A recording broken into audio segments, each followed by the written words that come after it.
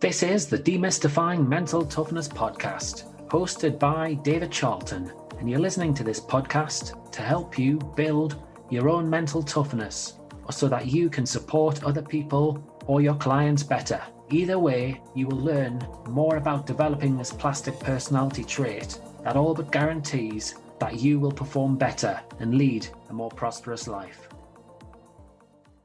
Good morning, good afternoon, or good evening, whatever time of day it is for you. Today here in Newcastle, in the northeast of England, it's arguably the nicest day of 2023 so far as I record this introduction. That's right, the sun is shining. The sun is shining in Newcastle. There's lots of blue sky. It's fair to say it's a beautiful day. Let's hope summer is now on the way. And in terms of sunshine, I'd like to thank you, the listener, for some of the kind words that I receive from time to time about the podcast, be that in an email, via social media, or in the rate and review section of Apple and iTunes. I'm really grateful for those kind words. It helps me hugely with the podcast, and it makes the preparation and hard work well worthwhile. My motivation is to make a big difference, which is a value of mine, and I'm encouraged, really encouraged by your feedback in that respect. Now, when we think of making a difference, as parents, we've got the toughest job of them all, and it requires a lot of learning on the fly. Ideally, most parents want to make a positive difference to their children's lives. So, today's episode of Demystifying Mental Toughness is set up to help you on that theme. That's right, it's to help parents to consider if their approach in different situations is making a positive difference to their children. I'm hoping we'll have you questioning a few things today as Andrew Simpson, a trainer, a coach, as well as an author, and I chat about pressures on kids, coaching and parenting pressures and stressors. We discuss the parent who coaches their kids, which again is a tough gig.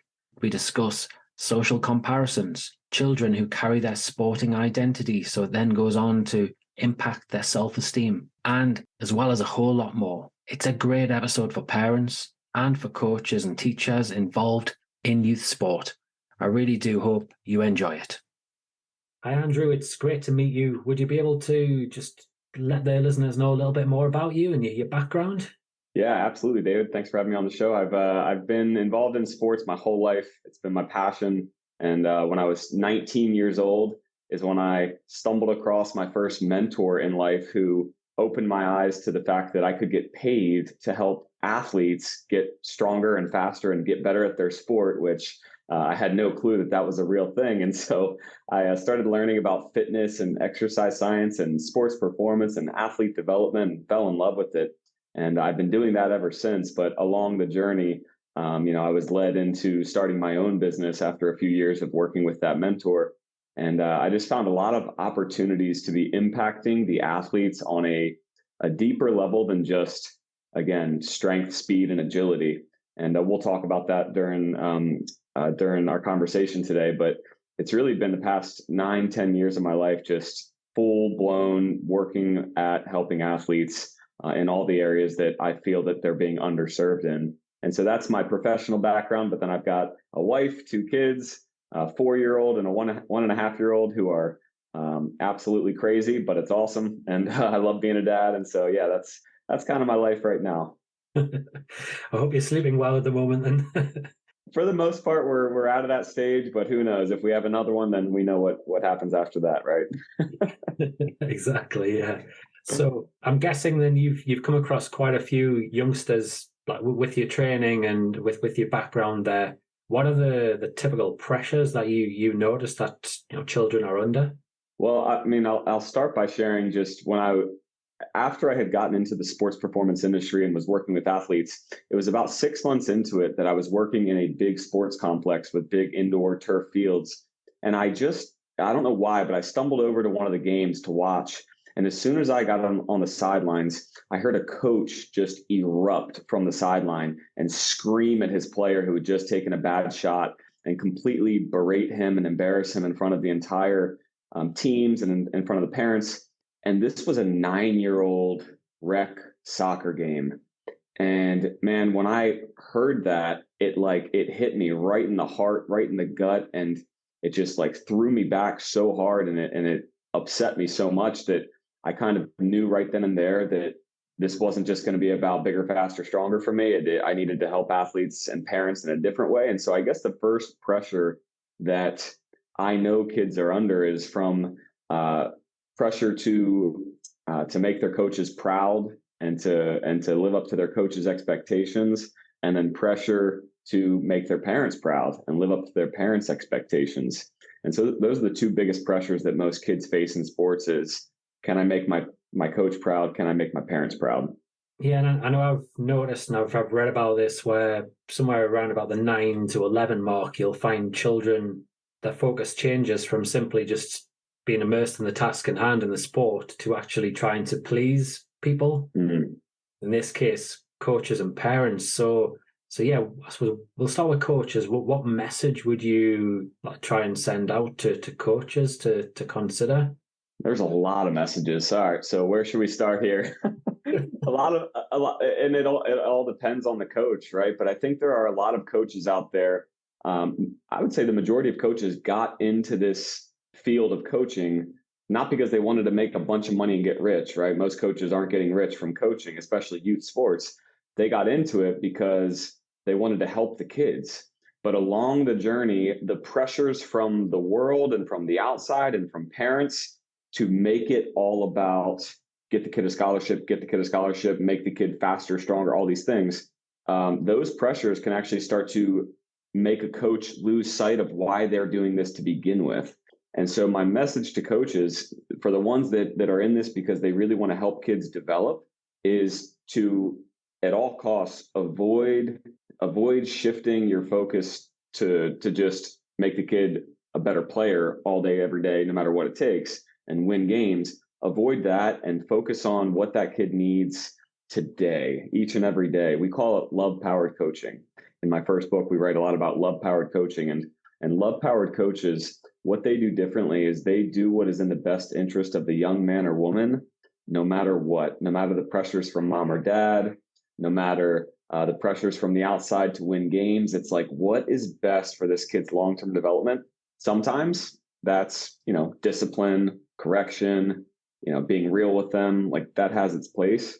But then it also sometimes means kindness, taking the kid to the side to tell them what they did wrong instead of doing it in front of the team. There's a lot of different things that coaches can be doing, but I would say avoiding, like I said in the beginning, avoiding the pressure to please parents or to win games and focus on development, because when you focus on development, the other stuff tends to take care of itself. You start to win more. The parents over time start to see, oh, wow, this really is working. And I know some great coaches, and I'm sure you do too, David, that they set the precedence in the beginning of every season, and their values are so strong and what they stand for as coaches it's so evident and obvious that over time, parents start to just say, okay, coach knows best, versus obviously trying to make coach change and to pressure coach to play their kid or whatever the case. Yeah, and I'll just pick you up there. You talk about values there and the pressures that are on coaches. I suppose one thing which could also be helpful for coaches would be is to go back to their personal values on a regular basis as well, just to make sure that they're not thrown like out of sync, which there will be at times, and then to be aware of these pressures that are being put on them, because I can imagine it is so easy for coaches just to get caught up on the treadmill and in the do fast paced sort of lifestyle that we have today. But yeah, bring it back. And I talk quite a lot on the show here about self-awareness being critical. I think, would you agree that would be really important for coaches?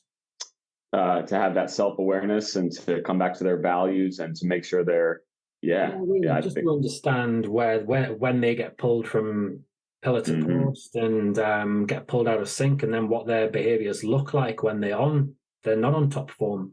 Absolutely. I think that the values and your deeper why, that's what got you into this. And so when we experience these red flag symptoms of way too high of anxiety, way too high of stress, way too high of burnout, I don't feel like going to practice anymore to coach these kids. Like whenever you start to experience these things, a lot of the times if you look at what your values are and how you're showing up each day and the way you're coaching and the way that you're responding and all these tactical things of coaching, and those two things aren't aligning, is when you're going to experience all those symptoms of burnout, anxiety, stress. So I think that's number one, is to have that self-awareness, to know when you're kind of getting off of your game and focusing on somebody else's game. It's like getting out of your lane and trying to get in someone else's lane just because you see another coach and the way they're doing it, or the results they're getting. It's like, that's one of the things we talk about with love-powered coaching, is a love-powered coach doesn't envy, doesn't get jealous of other coaches, doesn't look at what they're doing and how they're winning and then change their approach. Like, if you can stay true to that first principle, which is focus on your kids and doing what is in their best interest, you're gonna be just fine as a coach, I believe.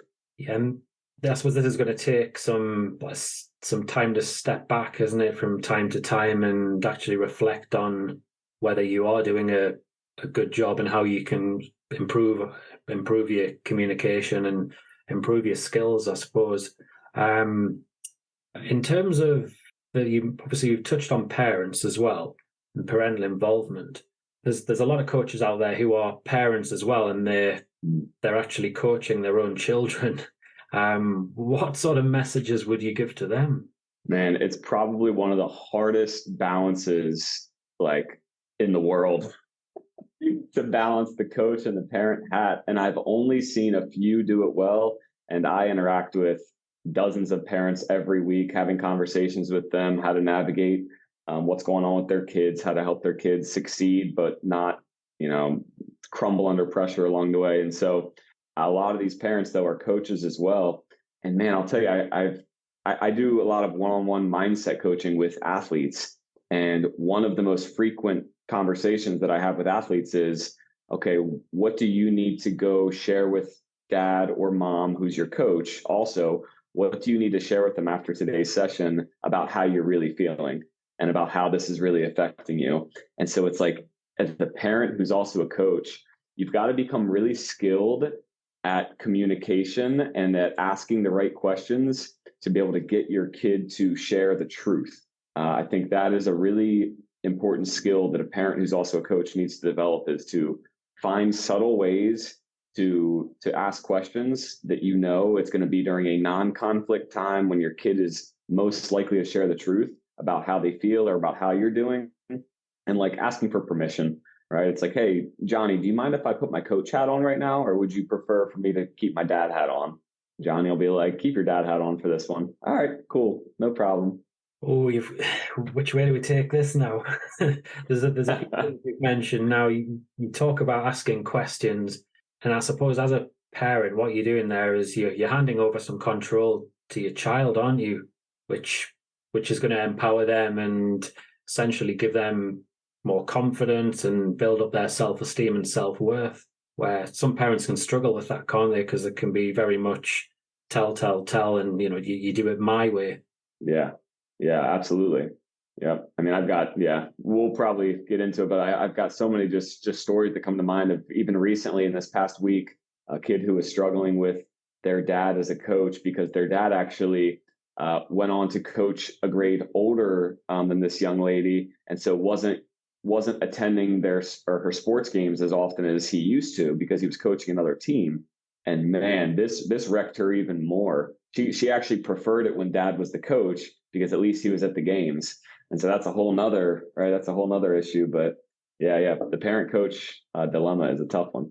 Yeah. And well, on that score, you mentioned about non-conflict time and the I suppose discussing openly the fact that, I'm going to play a dad now, or I'm going to play a coach now, in situations like you've just talked about there with where dad is coaching a separate team. Those conversations are vital, aren't they? And they're ongoing, really. Yeah, very much so. Yeah, because the time that you don't want to stir up conflict typically is during a non-conflict time.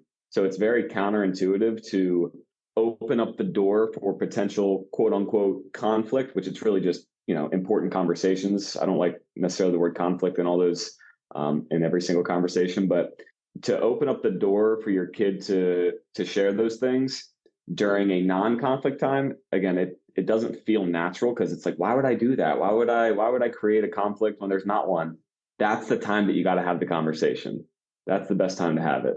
Yeah, because the drive home from a match or a tournament, that when emotions are running high for both the child and for the parent or the parent coach in this case, yeah, that can be a really tricky time. Yeah.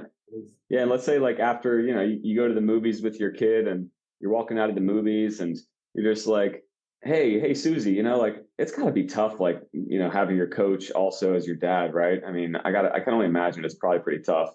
It's like you're giving them permission to agree rather than saying, hey, is it hard having me as a coach? Which, I mean, they're probably not going to want to offend you. So it's probably going to be like, no, it's fine. Versus, again, if you set them up to be able to share the truth, then it's going to come out a lot differently. Yeah, so in some ways, like an open question is the way forward with that, as opposed to telling. Um, yeah, do you want to? I mean, yeah, do you want to share any more sort of stories of this coach parent like conflict as a coach? I mean, I'll tell you, I've got one guy that he he does 1 to 2 sessions a month. I do mindset sessions with his daughter, and then he always asks me right after. He says, "How can I do better right now? How can I be better as a dad? And then how can I be better as her coach?" And he asks for that feedback. And I know not everybody has like that mindset coach or whatnot for their kids, but I think it comes from that posture of a parent or a coach, like not just tolerating feedback from your kids, but really craving it and wanting it. Because as parents, as coaches, like there's no real manual for this, right? Especially if you're a parent coach. Like I don't know anyone that's talked about that dichotomy, right? Of being both. And it's like you got to be a student of yourself and you got to be so craving that feedback because it really could mess up the relationship long term if you don't do it right. I mean, it could be one of those things that if you go on for a couple of years and you're constantly talking about sports as their coach, even when you're supposed to have mom hat on or dad hat on, like you do that for long enough and it really will start to wear and tear on the relationship. So it's worth kind of being extra, right? Being over committed to this idea of learning how to be better as a parent slash coach. Yeah, because essentially, if you're a coach, the likelihood is that you're going to be challenging your child, aren't you? Whereas as a parent, if you get it right, you can be providing the love and the support that you've talked about. So really, Hmm. just getting that balance is so important. Well, here's something else to just close on that, David. Is I heard this one time and it was very humbling and sobering for me to hear. My mentor said to me, Andrew, your only unique role in your life is that of a dad and that of a husband. That's your only unique role. In every other role in your life, you can be replaced. And I was like, man, like I'm a business leader, business owner, I'm a coach. Like you're telling me in all those areas I can be replaced? Absolutely. You might be great at it, but you can be replaced. You can't be replaced as the dad of your kids, and you can't be replaced as the husband to your wife. And so that, again, as far as values go, it's like what matters most. What matters most is even when I start coaching my kids, my dad hat is on. I come at things from the standpoint of dad before coach, and just for me, that's a principle that I know I'm holding on to, and I've seen that work a lot better for most parents than when they are responding to the emotions of a bad game or a tough game or a kid that wants to go to college and they've got their coach hat on. I would always start with dad or mom hat and ask for permission to put coach hat on. Yeah, you've talked there about emotions, and let's face it, our brains aren't fully developed till we're nigh on 30, I think it is. So Mm. yeah, children in particular struggle an awful lot with the emotional experience of sports, whether it's making mistakes, losing. So yeah, I'm in full agreement. The mum dad hat and the providing the love is essential. So I suppose if we think about that, a child loses a match, makes a mistake, and has a meltdown on the pitch. How what sort of advice would you give to a parent on how to deal with that sort of scenario? Mm. Well, how a parent deals with it will determine how that kid deals with it moving forward. I would say a lot of it is learned behavior in terms of how a kid responds to a mistake. I've got a girl that I'm working with right now, a track superstar, man. She's just really great, but she's going through a period right now where when she starts a race, if the first 20 meters aren't great, she struggles really bad throughout the rest of the race. And actually, what it's coming down to for her is she has parents that are really hard on her, like really hard on her. And whenever she makes a mistake, they let her know about it and they blow it up. And so, of course, in those moments, she doesn't even know this, but subconsciously, she's fearing their response after the meet. And so, what does it result in? It results in her doing worse and worse throughout the rest of that 400-meter race. Even though, I mean, we all know that in your first 20, that doesn't dictate the rest of the race, right? We can bounce back from that if we turn it on, if we're not scared. But if we have a fear, then it's going to dictate how we feel and ultimately how we perform. And so I would say, with all of your might, parent, practice in the moments when your kid makes a mistake. If they look up at you, make sure your head's not down or you like are biting your fingernails or you're like putting your hands on your face. Make sure you're just smiling with the same kind of thumbs up as when they hit a home run or when they do something great. If your emotional state can stay medium and again, I'm not saying like if your kid succeeds, I'm not saying to just like have this blank stare on your face, right? It's like a smile and a thumbs up, and it's a great job. But if you are leaping with joy when they're statistically performing well, and you are head down, just upset and frustrated when they're not performing well, then you can pretty much guarantee how that kid is going to respond to mistakes in the future. And so I guess I don't know if that answers your question, but that's kind of my feedback on that I've seen. Again, what I've seen works really well is when parents kind of have this medium approach, then their kid has the medium approach to mistakes or to successes. Yeah, no, I tend to agree because the kid's going to model their behavior essentially, aren't they? As you say, if they're jumping up and down or they're covering their hands, covering their face, that's yeah, the kid's going to just start doing that as well. The I suppose the other thing for me, you talked about fear, and I know some parents will use consequences as well. So if my child doesn't perform very well today, well, you're not going to get your McDonald's on the way home or whatever it is that and they often dangle a carrot for the child to perform well. What are your thoughts on that? Yeah, so actually, we created about 5 years ago. We created this thing called the Say Nothing Challenge, and we had thousands of parents participate in it. It was pretty fascinating. It spread pretty quickly, and the Say Nothing Challenge was simple. It was, I believe, 5 things. 5 things parents should stop doing or stop saying, and we challenged them for 2 weeks, just 2 weeks, to not do any of these 5 things. The first one was don't give any bribes. Don't give any bribes because it creates unnecessary pressure. It seems like a good idea on the front end. And I'm learning this with a 4-year-old. Like bribes, sometimes you just do it out of emotion, but man, it definitely doesn't help things long term. So, number one, no bribes. Number two, no pregame motivational text messages, sending them videos to try to get them pumped. Again, leave that to the coach to do that kind of stuff. As a parent, it just creates more pressure by sending them these like, you got this, you got this. Here's a motivational quote. Not to say it's all bad, but just for this challenge, we said take that out. That was the second thing. The third thing was no pregame reminders. Hey, Johnny, remember, make sure to follow through on your free throws. Well, I mean, you're undermining his intelligence of the game and all the stuff he's worked on. Like he knows that, right? And that reminder, we know as athletes, reminders make us overthink. It causes us to go up into our head instead of being in the zone and playing through our hearts and whatnot. So that was the third. The fourth one was no yelling from the stands. So just don't yell, which that one was the hardest for most parents. No yelling at coaches, at refs, or at your player. And then the fifth one was the 15-minute rule, right? Like after the game, no talking about the game on the drive home at the dinner table. Leave it up to them if they want to talk about it, but no talking about the game. So we did this challenge. Bribes were obviously included in that, no bribes. And I think it goes back to what we were talking about before, which is what is your role, right? Mom or dad, like what is your role and what role does your child want you to play? Because if you're bribing them to perform well in a game, then you're kind of putting on the role of coach a little bit. And I would say like kind of an unkind coach. Like that's a little bit cruel to bribe your players, right? I just don't think it's right. Incentives are good, and we can talk about the difference between bribes and incentives all day long. But again, as a parent, I don't think that's long term the best thing, because again, it creates pressure in their minds. A little bit of motivation, maybe, but more so pressure for most athletes. Yeah, I would tend to agree. And if they're not going to perform, which they won't all of the time, then there's that likelihood the fear word comes in again, and well, fear of failure, essentially, fear of making mistakes can creep into it. So Yeah.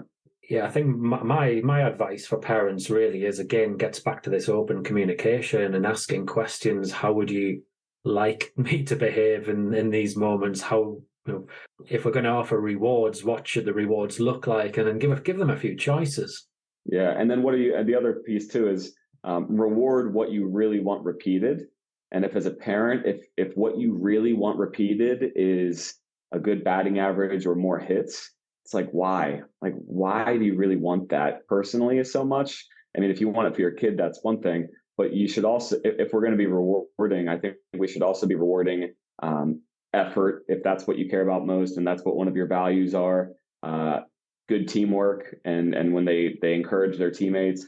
If you're a parent that truly values leadership and you want to see your kid become a great leader who's compassionate and empathetic, well, reward that too, I would say, because what we reward does get repeated. But we want to make sure that the rewards are for the leading activities instead of the lagging results. I think that's really important.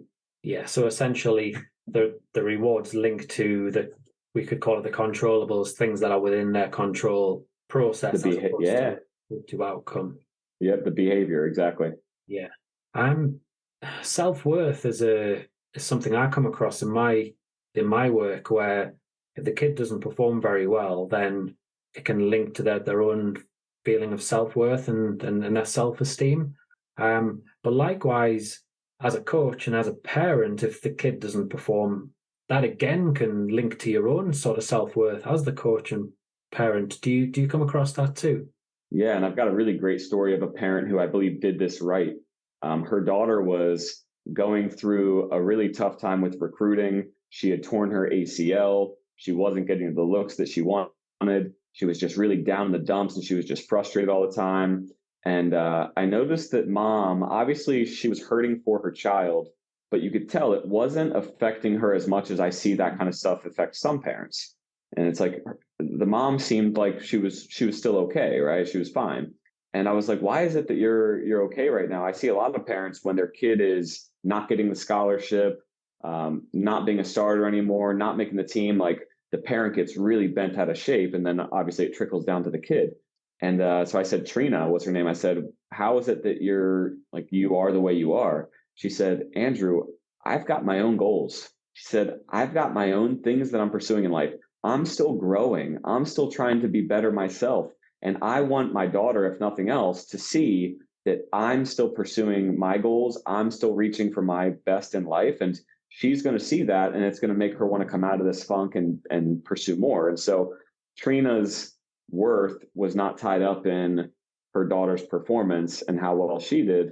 Trina's worth was tied to other things that mattered to her. And so, not that she wasn't, again, empathetic for what her daughter was going through, of course, but I think when parents have their own goals, and a lot of parents, they stop setting their own goals after college, really, the majority. I mean, they get a job and then they just don't have anything that's really driving them or motivating them anymore.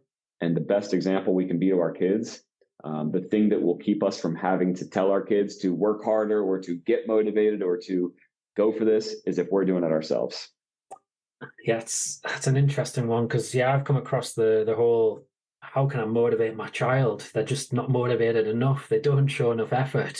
Yeah, there's some interesting advice in there. Is there anything else you want to add to that? Yeah, I mean, sometimes if your kid's not giving a great effort, again, we have to ask ourselves, do we give our best effort all the time? Because one of the things parents say to me sometimes, and language matters and our words as parents matter, is, you know what, I just want my kid to give their best effort all the time.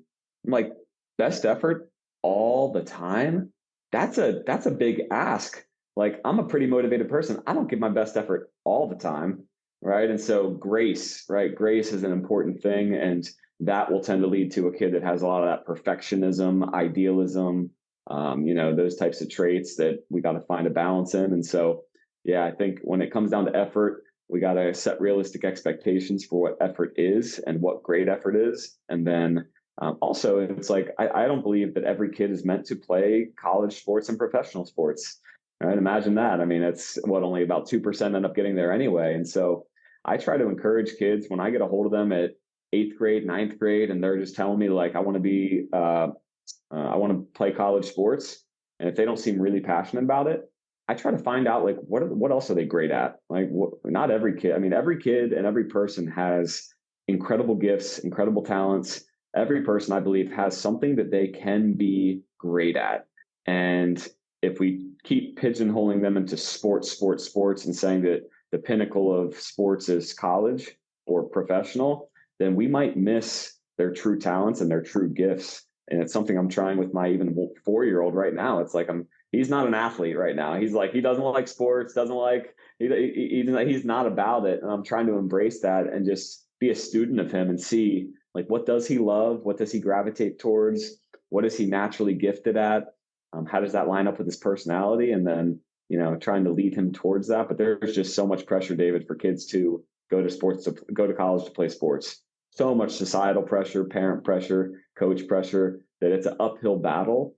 But as a parent, I would say the best thing we can do is to try to lead our kids towards the things that they are great at and that they do love versus what everyone thinks they should do. Yeah, no, that's great advice. Do you think those pressures that you've mentioned there can lead to a child who's a perfectionist, certainly in their sports? Yeah. And so you mean the pressures just from society to be the best and to go to college, you're saying, and get a Yeah. scholarship?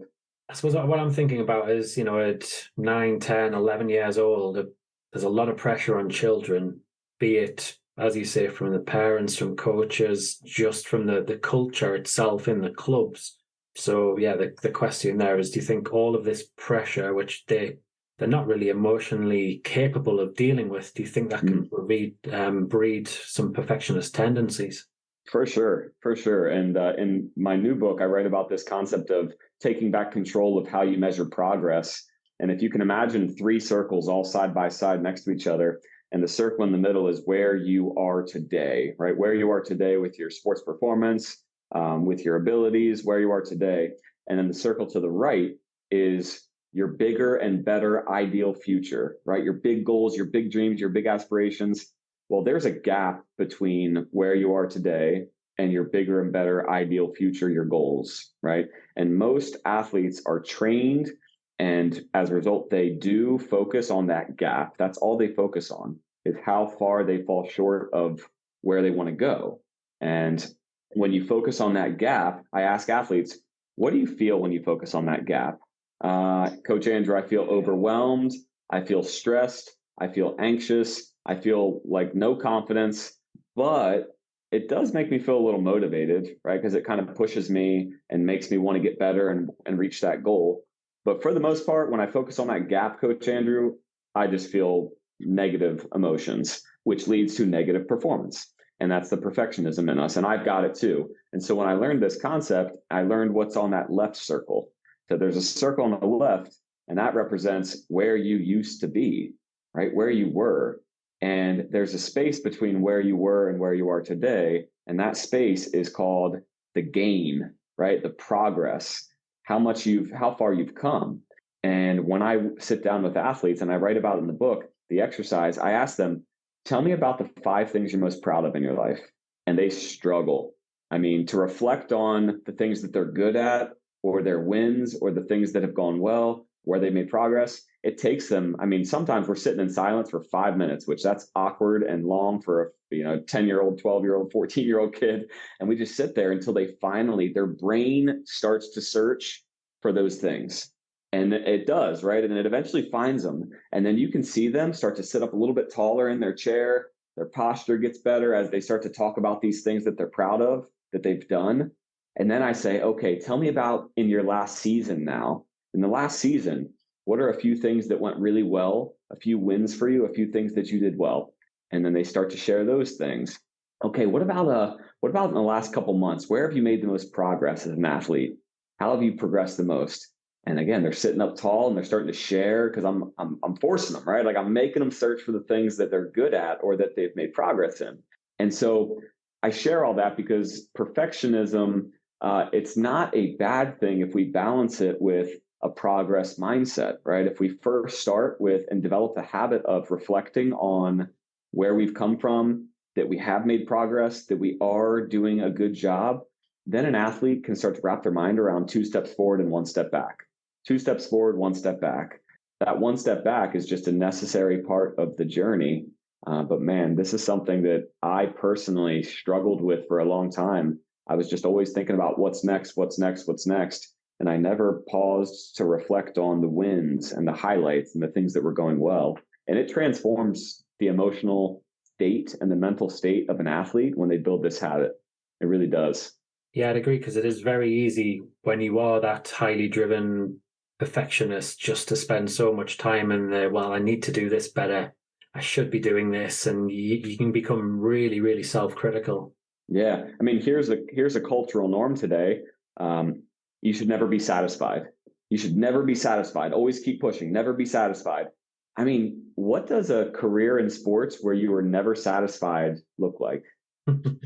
Pretty dissatisfying, right? I mean, you reach the pinnacle, like, and we know this story. It plays out in for adults with their careers. They reach the pinnacle where they finally earned all the money and got the promotion, and they realize it feels pretty empty because they didn't learn how to enjoy it along the way. They didn't find the good things along the way. It was always just about what's next. How can I get better? How can I get better? And so I'm like, I encourage athletes, like, be satisfied, right? Have that, give yourself the gift of satisfaction, knowing that you did do some things well, even though you might have had an injury, even though you didn't get as much playing time. Where can we find the things that did go well? Let's get your brain to be trained to find those things, and then you'll be set up for success. Because also, when I ask athletes, how do you feel when you focus on that gain, right? The gap between where you used to be and where you are today. What does that make you feel like? I mean, what do you think they say? When you tell me. I mean, first off, they say they still feel motivated, right? So the same thing that they were getting from focusing on the gap, which was motivation, the only good thing, they're still getting it from focusing on the gain. They feel motivated. They feel proud. They feel happy. They feel like they can do it, right? I've come this far. I know I can get there. I've made this progress. I know I can do it again. And so they start to build up this thing called confidence. Confidence doesn't come from faking it. Confidence comes from saying to yourself, I've done this before. I have made progress. I can do it again. And so that's a great exercise for athletes to participate in, and then to do it again and again and again as a habit. Yeah, and often I think a lot of people, they get drawn into this sort of critical mindset, and nothing's ever good enough because they just don't trust themselves and they don't have that confidence essentially. So yeah, by having more of a focus on the positive emotions and thoughts and different experiences, yeah, you're helping them no end. Well, look, Andrew, we could talk about this for a good while longer, quite easily. How I usually end the podcast is with three key takeaways for the listeners. I'm wondering, because we've looked at coaches, we've looked at parents, and then the youngster. I wonder if you could give one takeaway from our conversation for the parent, the coach, and then for youngsters as well.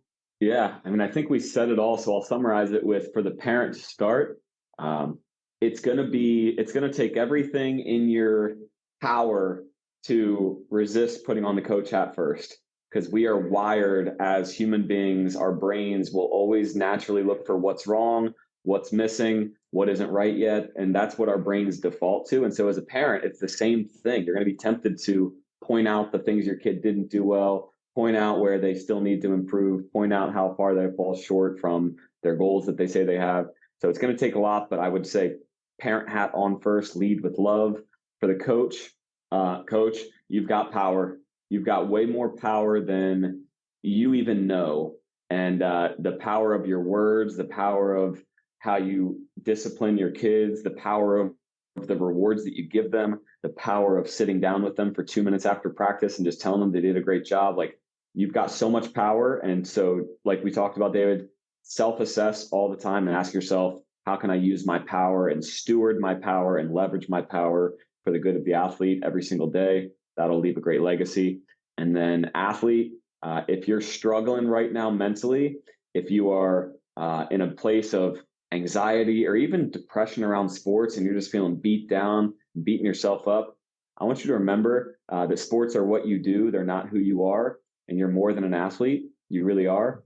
And if you're on top of the world and you're working towards your dreams and your goals, I want you to remember that it's going to feel good. But again, you're still more than an athlete. So your accomplishments and your successes, again, they don't define you. Neither does failure.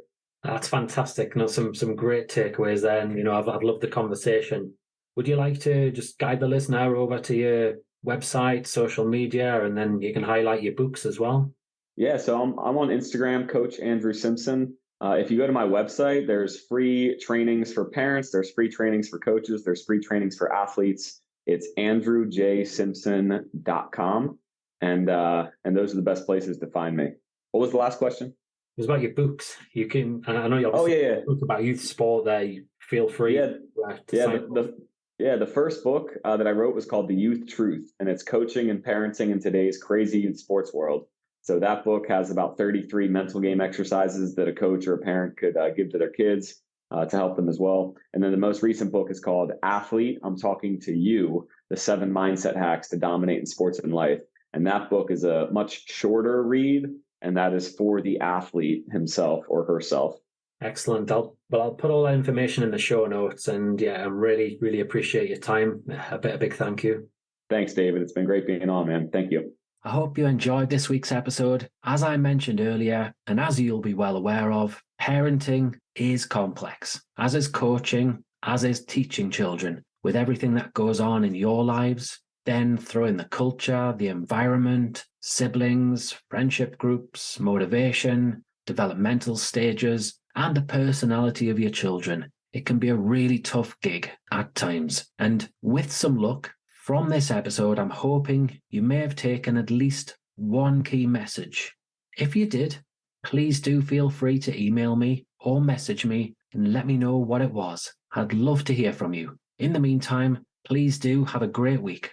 If you enjoyed this episode of the Demystifying Mental Toughness podcast with David Charlton, do check out my website, sport-excellence.co.uk, and my online sports psychology resources. The Sport Excellence website has essential resources for anyone looking to build their own mental toughness or the mental toughness of their athletes or teams, or if you want to achieve peak performance more often or optimal functioning. The Sport Excellence website has everything you need to keep moving forward and thrive. So go on, head over to sport-excellence.co.uk to find out more.